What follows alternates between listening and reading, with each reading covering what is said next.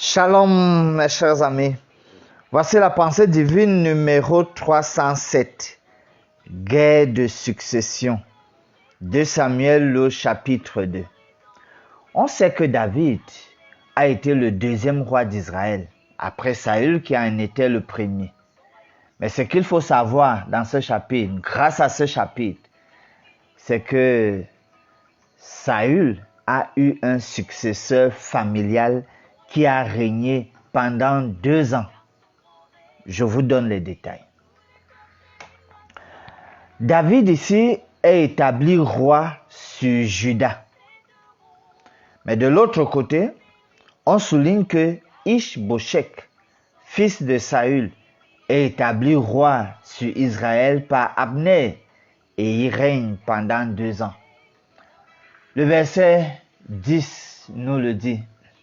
Ish-Bosheth, fils de Saül, était âgé de 40 ans lorsqu'il devint roi d'Israël. C'est bien écrit. Roi d'Israël, et il régna 2 ans. Et il n'y eut que la maison de Juda qui resta attachée à David. À l'époque, plus que clairement, on voit que la famille de Saül, aidée par Abner, a son successeur familial, son héritier qui règne.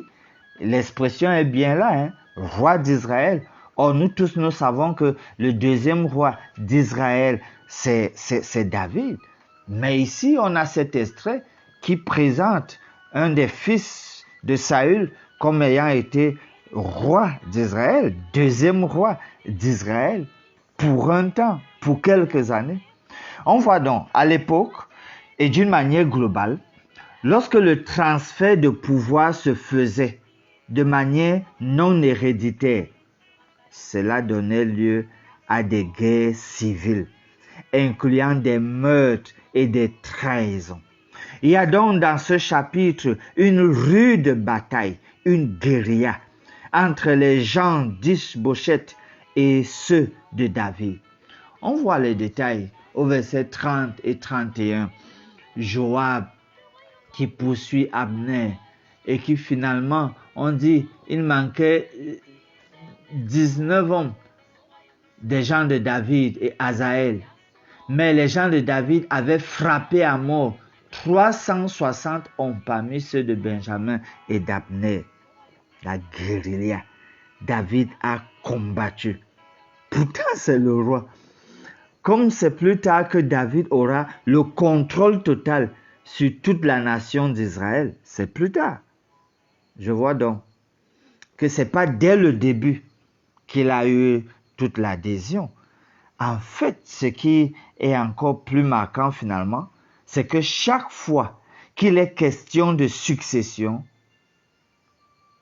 cela se fait sous fond de guerre, que la guerre soit froide ou qu'elle soit violente. Il y a toujours guerre dans un contexte de succession. Prions. Dieu notre Père, nous prions pour que tu puisses apaiser les différents conflits et les contextes de guerre liés aux successions, ça et là, afin que le peuple s'en trouve bien et que, comme tout pouvoir vient de toi, que tu en disposes pour qui tu veux, pour ta gloire, nous prions au nom de Jésus. Amen.